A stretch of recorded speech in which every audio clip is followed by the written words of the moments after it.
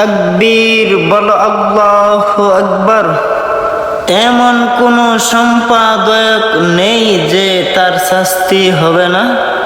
কিয়ামত অচিরেই আসবে।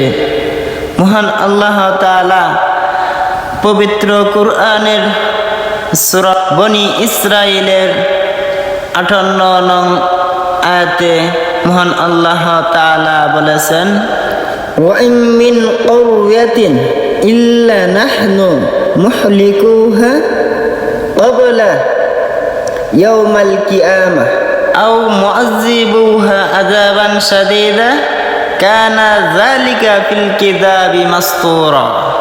মহান আল্লাহ তাআলা বলেছেন, এমন কোন সম্পাদক নেই যে তার শাস্তি দেওয়া হবে না। সকলেরই শাস্তি হবে। কিয়ামতের আগেই এমন ঘটনা হবে যে ধ্বংসস্তরে পৌঁছাবে। আমাদের বাংলাদেশের জন্য সতর্ক বার্তা, কোনো না কোনো একদিন বিশ্বযুদ্ধ হতে পারে।